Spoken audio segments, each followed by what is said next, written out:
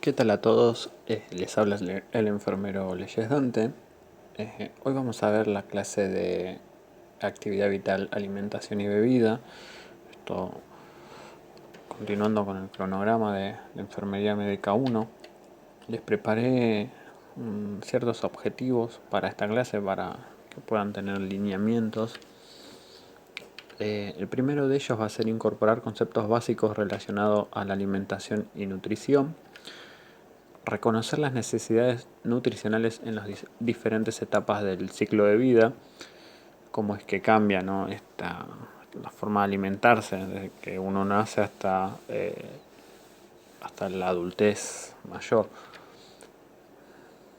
Vamos a ver algunos términos que son específicos con referencia a la nutrición y a la alimentación. Y por último vamos a planificar cuidados de enfermería relacionados a la alimentación oral y por diferentes dispositivos de sondas. Vamos a hacer una introducción a lo que tiene que hacer el enfermero, ¿no? Con respecto a la alimentación del paciente ya internado y cuidados de enfermería si este paciente presenta sondas. Ahora vamos a ver un poquito más de eso. ¿Qué es alimentarse? Me gustaría preguntarles a ustedes qué entienden por alimentarse. Si nos ponemos a pensar un poco sobre la alimentación, fíjense que es una de las primeras actividades que hacemos desde que nacemos. La primera es respirar y la segunda va a ser alimentarse. Fíjense la importancia, ¿no?, de la alimentación eh, para nuestro organismo. ¿Qué es alimentarse entonces? Alimentarse se va a definir como la acción de ingerir alimentos. Nosotros tenemos una dieta bastante variada. Miren la imagen, podemos alimentarnos de muchos tipos de alimentos. Y entonces, ¿qué significa nutrirse? Si alimentarse es la acción de ingerir estos alimentos, la nutrición o nutrirse va a ser un proceso biológico por el cual el organismo absorbe micro y macronutrientes que van a ser provenientes de los alimentos ingeridos. O sea, estos alimentos que vamos a ingerir van a, van a ser transformados desde que son ingresados en la boca, van a sufrir una transformación, el organismo los va a digerir, los va a absorber y los va a eliminar, ¿no? Ahora vamos a ver los tiempos.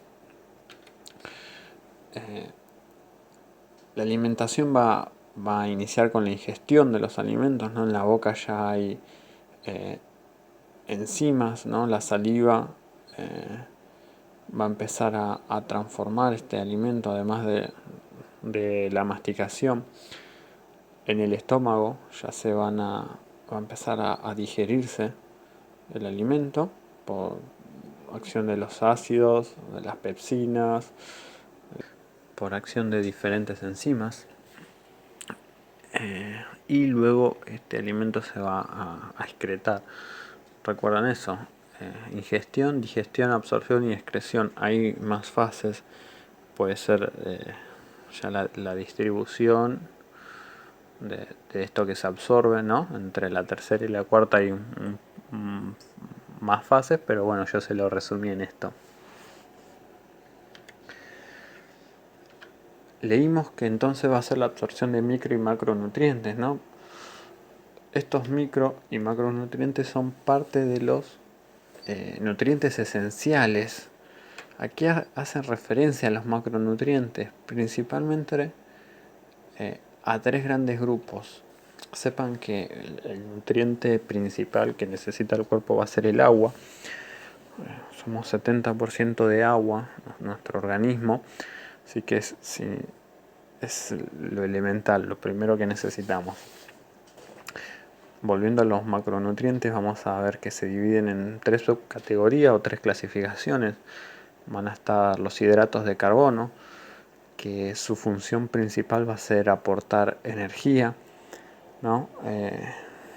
Los hidratos de carbono se van a degradar a glucosa, así la célula lo puede aprovechar. Dicen que un gramo de hidratos de carbono va a aportar 4 kilocalorías. Ahora vamos a ver qué son las kilocalorías. Tenemos las proteínas también como otro macronutriente. Principalmente la función de las proteínas son estructurales, formar tejidos nuevos.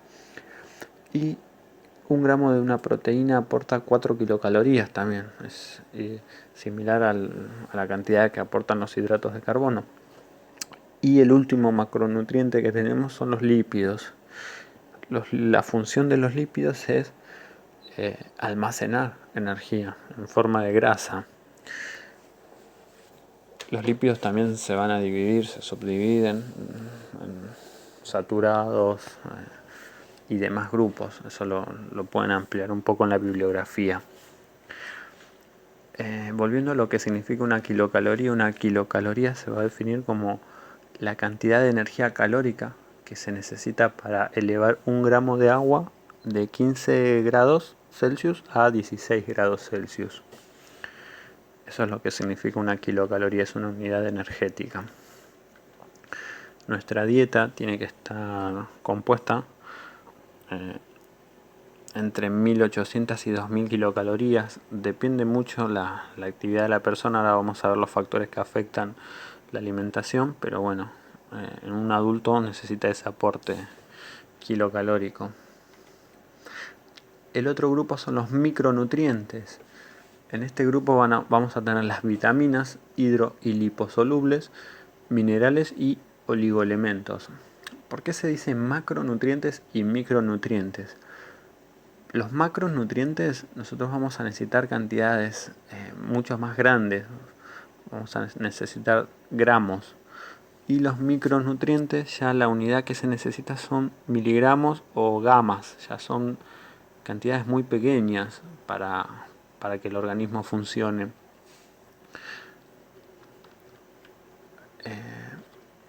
Vamos a ver los factores que influyen en la alimentación. El ciclo de vida es uno de los factores que más van a influir. Como yo les mencioné al principio, desde que uno nace comienza a alimentarse. La alimentación del recién nacido es diferente al del adulto. Es exclusivamente leche materna, si no hay ninguna complicación. La lactancia exclusiva va a ser la fuente de alimentación. Si vemos cómo avanzamos en el ciclo de vida, a medida que uno va desarrollándose, va incorporando diferentes alimentos.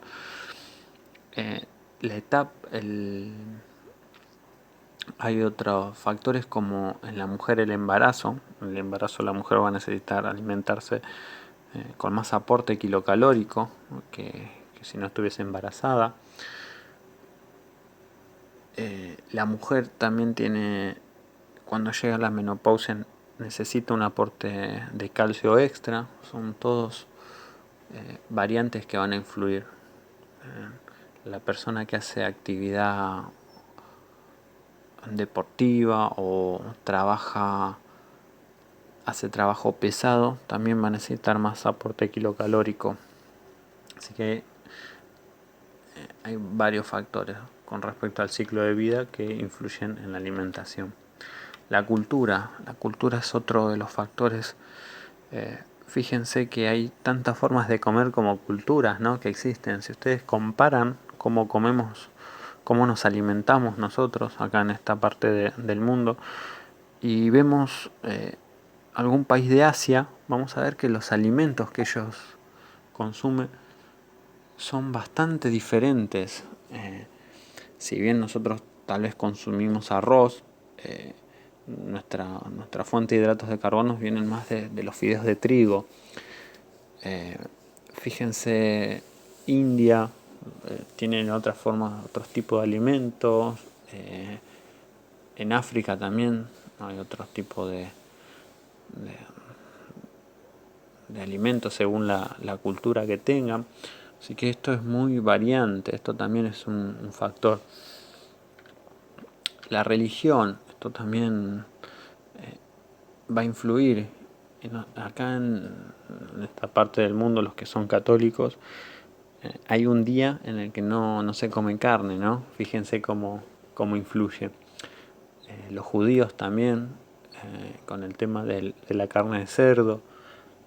En el Islam, cuando están en el mes del Ramadán, hacen un ayuno los días durante el periodo de luz solar, hacen un ayuno. Fíjense cómo la religión también cambia, ¿no?, estos hábitos alimenticios.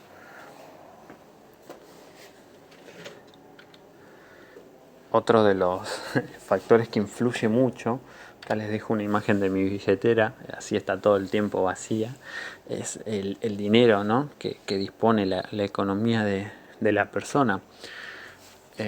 No significa que teniendo mucho dinero uno se va a alimentar mejor, pero tiene mejor acceso a alimentos de mejor calidad en muchos casos. Fíjense ustedes que cuando uno no está llegando a fin de mes, ¿qué es lo que come, no? ¿Qué es lo que se dice que come? Que es arroz blanco, ¿no? Qué sé yo, el dinero es algo que afecta bastante la forma de alimentarse, más en esta situación de cómo está nuestro país, ¿no? Ahora con el tema de la pandemia y el estado laboral, es todo un factor bastante importante. Hay más factores. Yo lo que hice fue identificar los que me parecieron más relevantes. Hay algo que es muy particular, que lo vamos a ver cuando vayamos al campo práctico, va a ser el estado de salud de la persona. ¿Cómo es que cambia la alimentación de una persona enferma o que está padeciendo un proceso de enfermedad? Además de los cambios fisiológicos, ¿no?, que presenta una persona. Imagínense cuando uno está engripado o tiene una enfermedad que le eleva la temperatura, que está con fiebre. Fíjense los cambios, ¿no?, que presenta esa persona. A ver, hagan un poco de memoria y piensen ustedes cómo es que comen cuando están engripados o enfermos. ¿Comen más? ¿Comen menos? ¿Qué tipo de alimentos comen? Bueno, esto es un factor que va a hacer que cambien la forma de comer. Por lo general, uno está en un periodo de anorexia, quiere comer menos cuando se siente mal. Imagínense si el trastorno además produce cambios digestivos como diarrea o náuseas y vómitos. Va a querer comer menos o va a tener que comer de una manera diferente. Imagínense un paciente que sufrió quemaduras, ¿no? Esto lo van a ver en segundo año, pero yo les adelanto. Recuerdan que las proteínas son las necesarias para generar tejido. Un paciente que sufrió quemaduras, su forma de alimentarse va a ser hiperproteica, va a necesitar más proteínas que hidratos de carbono o grasas. Así que el estado de salud es también un factor bastante importante a tener en cuenta cuando uno se alimenta. Hice una búsqueda bibliográfica acá en Argentina, esto lo saqué del Ministerio de Salud. Esta es nuestra pirámide, ya no es una pirámide, es como una esfera, un círculo, en donde nos identifican grupos de comida, 6 grupos de alimentos, nos agregan agua, y si ustedes enfocan acá a la parte superior van a ver que dice más actividad física y en la parte inferior menos sal. También en esta página, donde está la guía de alimentación para la población argentina, van a ver que hay 10 mensajes para la alimentación saludable. Observen bien este gráfico, van a ver que el grupo más grande de alimentos van a ser el de frutas y verduras. ¿Qué significa esto? Significa que hay que comer muchas más frutas, hay que incorporar verduras en todas las comidas prácticamente. Son fuente de energía, de vitaminas, de muchas cosas. En el centro está el agua.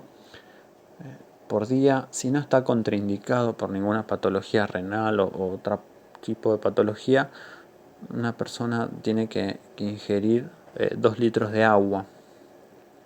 Van a haber grupos como las legumbres, los cereales y las pastas, que lo ideal sería de granos integrales, ¿no? Que estos conservan más fibra. Esto aporta energía a este grupo. Están los lácteos, donde está el yogur, la leche, el queso. La idea es que estos lácteos tengan poca grasa, no sean descremados. Esto aporta calcio, es una gran fuente de calcio. Tenemos las carnes y los huevos, nos van a aportar proteína. Nosotros comemos mucha carne roja y carne de ave últimamente. Fíjense que pescado es muy raro, ¿no? Que se coma. Debe haber gente que come pescado, pero no es lo primero que uno compra. Y hoy, como está la situación, creo que el pollo es el número uno. El huevo es una gran fuente de proteínas también. Es un buen reemplazo. Tenemos un grupito más pequeño que son los aceites. Nos van a aportar diferentes omegas, omega 6, omega 9.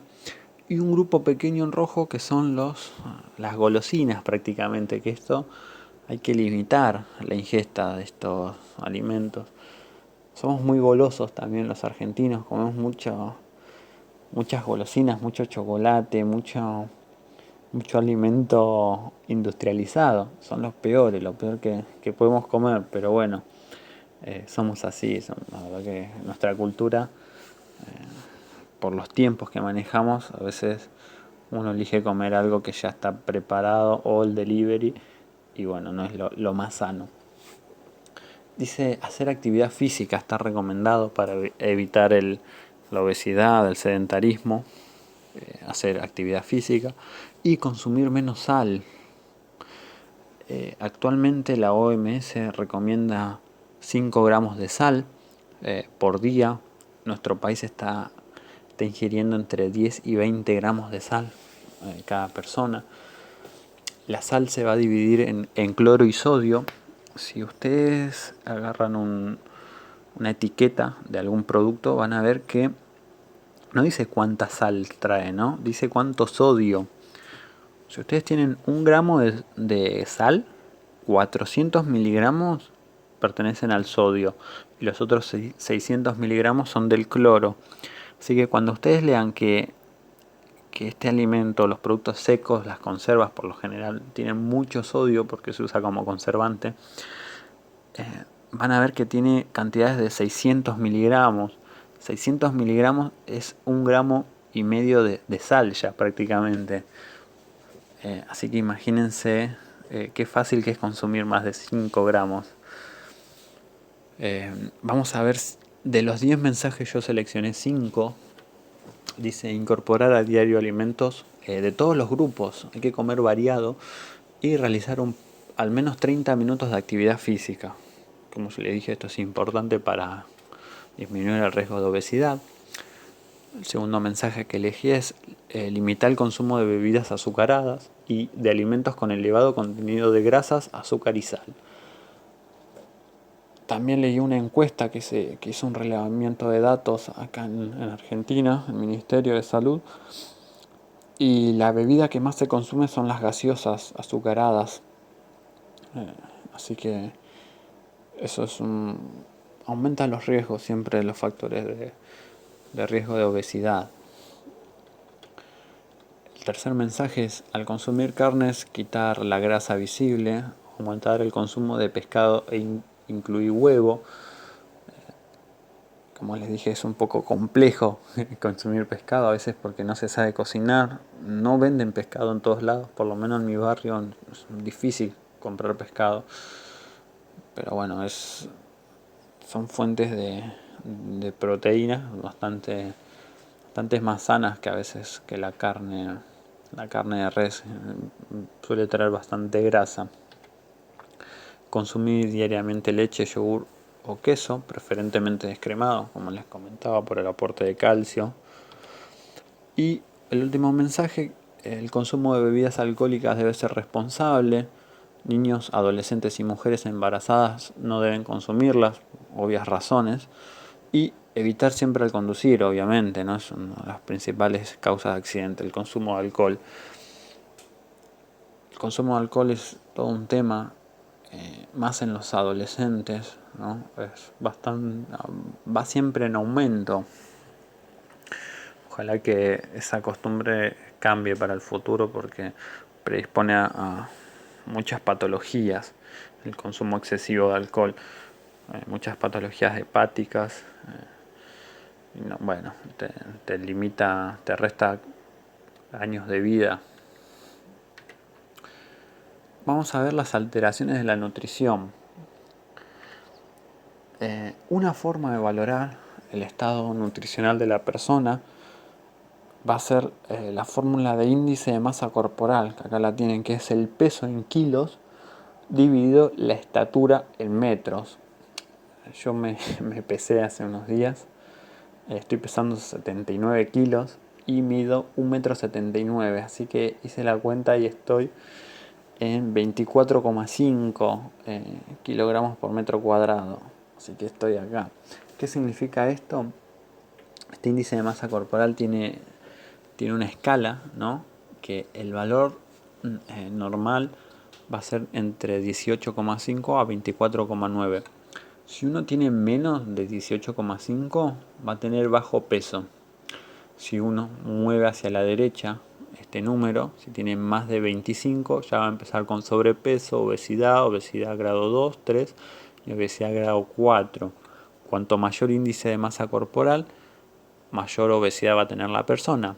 Menor índice de masa corporal, más desnutrición va a tener. Hagan el cálculo, calculen su índice de masa corporal y vean en qué rango están. ¿Qué dice la OMS sobre malnutrición? Dice, se entienden las carencias, los excesos o los desequilibrios de la ingesta de energía y o nutrientes de una persona. Uno a veces tiene la idea de que el malnutrido es la persona delgada, ¿no? El que carece del aporte de nutrientes. Pero sepan que la persona que tiene sobrepeso u obesidad también está malnutrida. Porque si recuerdan bien la definición de alimentarse y nutrirse, una persona puede estar bien alimentada, pero mal nutrida. Puede tener consumos de grasas excesivas y por eso su índice de masa corporal va a aumentar. Esto lo va a predisponer a presentar patologías cardiovasculares, diabetes, hipertensión, patologías renales. Por eso es importante mantener un índice de masa corporal dentro de los parámetros normales. ¿Qué es la infranutrición? Se va a entender como el aporte insuficiente de nutrientes para cubrir los requerimientos diarios de energía por una ingestión, una digestión o una absorción inadecuada de los alimentos. Puedes tener estas tres causas: o come poco, o no se digieren bien estos alimentos, o no se absorben por ciertas patologías que pueda tener la persona, no puede aprovechar lo que está comiendo. Y la sobrenutrición, el extremo derecho, va a ser la ingesta calórica por encima de los requerimientos diarios de energía, dando lugar al almacenamiento de energía en forma de tejido adiposo. Por eso es que presentan obesidad. Ustedes pueden calcular el índice de masa corporal de su paciente. También se puede calcular el estado nutricional de los pacientes internados con mediciones de pliegue. Esto ya lo hace más nutrición, pero siempre uno puede estar ahí pispeando.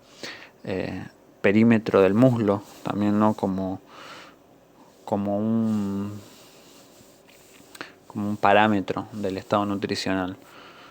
Van a ver que los pacientes internados se desnutren muy rápido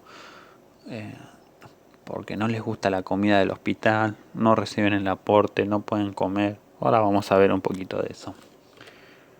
¿Qué hace el enfermero entonces con respecto a la alimentación del paciente? ¿Qué puede hacer? primero que nada, la alimentación tiene que estar indicada, es una indicación médica. Nosotros no podemos darle de comer si el paciente no tiene indicado. Ustedes chequeen siempre la hoja de indicación médica. Puede que le figure nada vía oral. Esto puede ser o porque no lo está tolerando, porque tiene una cirugía programada o tiene algún estudio en donde tiene que estar en ayuna. Siempre pregunten porque puede tener una dieta acorde a la patología. Como yo les di el ejemplo del paciente quemado, puede tener una dieta hiperproteica. Si está hipertenso, puede tener una dieta hiposódica. Si es diabético, el consumo de hidratos de carbono va a estar disminuido.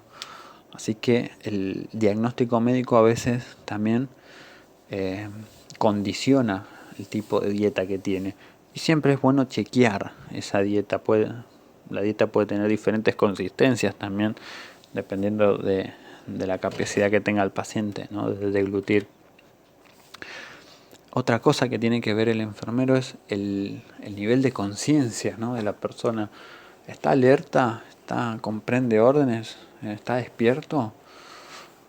Si está somnoliento, obnubilado, es obvio que la vía oral no va a ser la vía de primera elección para la alimentación. Por eso es siempre valorar el estado de conciencia. Está despierto, bien. ¿Tiene todos los dientes este paciente? Hay que valorar un poco, ¿no?, la cavidad bucal. Puede abrir la boca, tiene todas las piezas, utiliza dentadura, tiene algún tipo de alteración que le impida masticar. Todo eso hay que tenerlo en cuenta a la hora de alimentación y el alimento que ingiera va a tener diferentes consistencias. Puede deglutir. Ahora esta persona tiene todos los dientes, bien, pero puede deglutir. La deglución va a ser el pasaje del alimento desde la boca hacia el estómago, va a pasar por el esófago. Y el problema que puede tener acá el paciente si no tiene una buena deglución es que este alimento, en vez de irse al esófago, se vaya a la vía aérea, queda acá en la boca. Cuando respire se broncoaspira el paciente y se muere. ¿Tiene buena deglución? Sí. ¿Y ahora qué más podemos ver? ¿El paciente necesita algún dispositivo que lo ayude a comer? Pueden ser piezas así adaptables. El vaso también puede ser adaptable. Esto a veces el paciente neurológico o que haya sufrido algún accidente, que tenga alguna alteración en la fuerza motriz, tal vez tenga adaptado los elementos, o tal vez tenga una hemiparesia. Busquen lo que es hemiparesia y necesita ayuda del enfermero, por lo menos para cortar la carne o cortar porciones más pequeñas, y él con otra mano, donde tiene el tenedor, se sirve. Nosotros siempre buscamos la independencia de la persona, pero si no puede alimentarse, el enfermero va a tener que estar ahí y asistirlo en la alimentación. Sepan que siempre la hora de comer coincide con el horario de visita, así que muchas veces se le pide al familiar que lo ayude al paciente a comer. Si bien es una tarea de enfermería, sepan que el enfermero también tiene 6 pacientes. Imagínense que tenga que darle de comer a 3 o 4 pacientes al mismo tiempo. Nos volveríamos locos, no somos pulpos. Sepan que se lo educa tanto al familiar como al paciente si se puede, y si puede colaborar ayudándolo a comer a su familiar, genial. Siempre previa valoración del enfermero. Algo muy importante que tenemos que hacer es el registro de enfermería. Tenemos que registrar: comió el paciente, tiene buena tolerancia, si está en ayuno por algún procedimiento, si se suspendió la alimentación, si hubo cambios. Todo eso queda registrado en la hoja de enfermería y en el pase de guardia es un dato a tener en cuenta. Si es alérgico también a algún alimento, todo eso se anota. Vamos a ver un poquito una introducción a lo que es la alimentación enteral. La alimentación enteral va a ser la administración de alimentos a través de una sonda que puede ser nasogástrica, que entra por las narinas y llega al estómago, o orogástrica, entra por la boca y llega al estómago. Vamos a tener diferentes tipos de sondas, también se van a clasificar si son transpilóricas, si atraviesan el píloro, como sondas yeyunales o duodenales. También va a haber una vía quirúrgica que se denomina gastrostomía o yeyunostomía. Estas ya son vías quirúrgicas. Las sondas nasogástricas o orogástricas las podemos colocar nosotros. Estas dos ya tienen una interferencia quirúrgica. ¿Qué cuidados de enfermería vamos a tener con respecto a la alimentación enteral? Esta alimentación a veces se elige al paciente que por su estado de conciencia no puede alimentarse, no tiene buena deglución, por ejemplo, o tiene un CA en la boca o algo que le impida la alimentación oral, va a alimentarse por sonda. Cuidados de enfermería, algo básico. Llego, abro la puerta y sé que mi paciente tiene alimentación enteral. Lo primero que tengo que ver es que la cabecera de la cama esté en semifowler o Fowler. Si no está contraindicado por nada, el paciente tiene que estar en esta posición si se está alimentando por sonda. Otra cosa que hace el enfermero es valorar los sitios de apoyo. Esta sonda va fijada al tabique y a veces lastima la narina. Se genera una úlcera por presión. Eso hay que valorarlo. ¿Qué posicionamiento tiene esta sonda? Viene medida. Si yo veo que está desplazada o que no está como la tenía una hora antes, es probable que se haya desplazado. Esto hay que ocultarla de nuevo a ver si está en estómago. Tiene riesgo de broncoaspirarse si se desplaza la sonda y se sigue la infusión de alimento. Está permeable esta sonda. A veces pasa que se va tapizando con el alimento y se obstruye. ¿Qué tipo de alimento enteral tiene el paciente? Tiene una isocalórica. La isocalórica aporta por cada mililitro 1 kilocaloría. ¿Tiene algún alimento que sea para diabéticos? ¿Alguna hiperproteica? Bueno, todo eso está en la hoja de indicaciones médicas. Ahora bien, llego y veo que tiene infundiendo un alimento. ¿Qué fecha tiene este alimento? ¿En qué turno se colocó? Estos alimentos, la mayoría duran 24 horas solamente colgados. Luego de eso ya hay más riesgo de contaminación. Así que más de 24 horas no debería permanecer infundiendo el mismo Baxter. ¿Qué temperatura tiene el alimento? Antes de prepararlo, me llegó de farmacia y si está frío, voy a esperar a que tome temperatura ambiente porque puede generar algunos espasmos si está muy frío. ¿Qué velocidad de infusión tiene indicada? Sepan que cuando inicia tolerancia, por lo general se pone a 21 mililitros hora, o lo que equivale a 7 gotas por minuto. Esto todavía no vieron lo que es factor goteo, pero sepan que es la velocidad de infusión. Cuanto mayor velocidad de infusión, más rápido va a administrarse el alimento.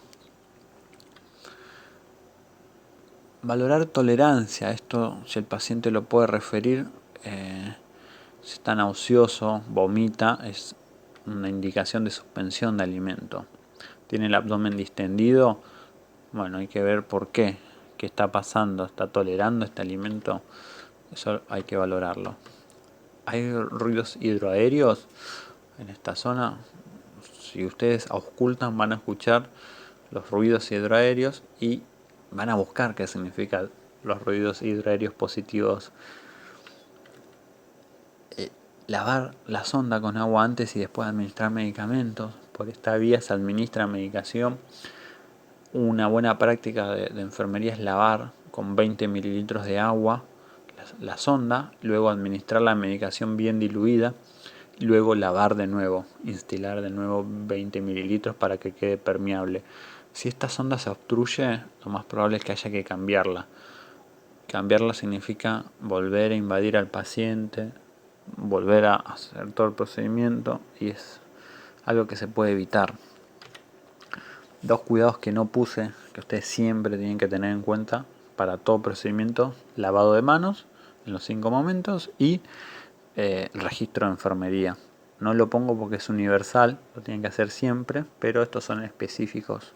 Seleccioné algunos para la alimentación enteral.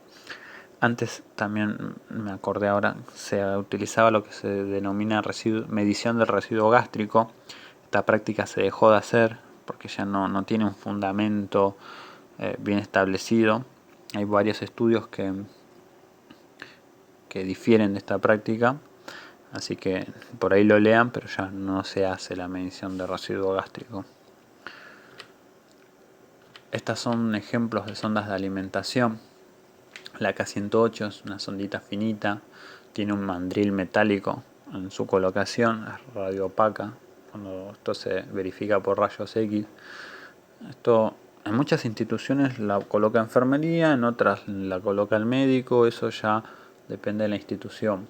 La sonda K10, esta es la clásica, la más baratita, digamos, es tipo Levin, así se llama esta sonda. También se puede utilizar para alimentación. Y acá tenemos una sonda de gastrostomía, esta está hecha por el cirujano, colocada. Este es un ejemplo de una fórmula enteral. Esto es la fórmula de alimentación que ya viene industrializada.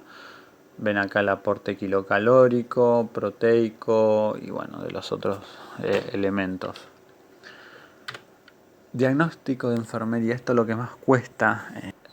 Yo le armé algo simple: alteración de la actividad vital, alimentación y bebida relacionado con intolerancia a los alimentos ingeridos. Este paciente no toleró el inicio de alimentación.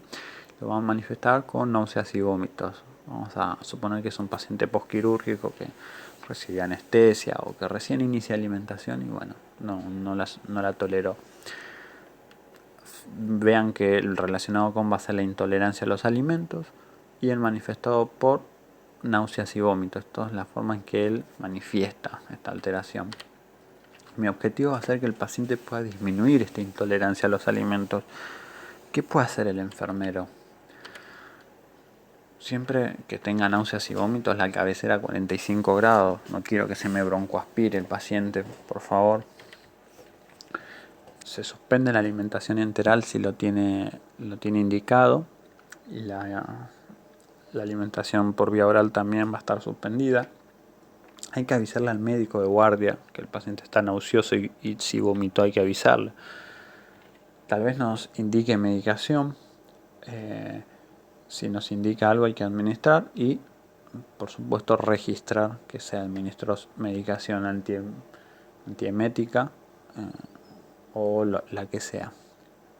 Esos son cuidados básicos. Seleccioné algunos.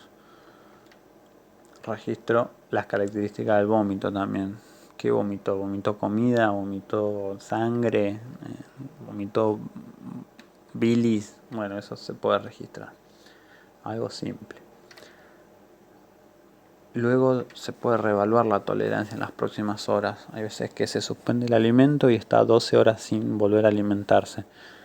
Después de la medicación, si recibió algo, a las 3-4 horas se puede volver a probar tolerancia. Se empieza con algún líquido, una dieta livianita. Por último les dejo una frase de acá del señor este: deje que los alimentos sean su medicina y que la medicina sea su alimento. El señor, si no lo conocen, es Hipócrates, así que bueno, nada, no puse el nombre porque me imagino que ya lo conocen. Bibliografía que usé, gente: Fundamentos de Enfermería de Cossier, capítulo 47, y el de Potter y Perry, el capítulo 44.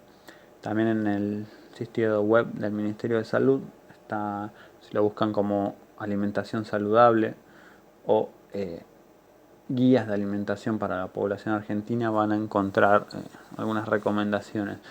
También en el sitio de la OMS para leer un poco de malnutrición y alteraciones.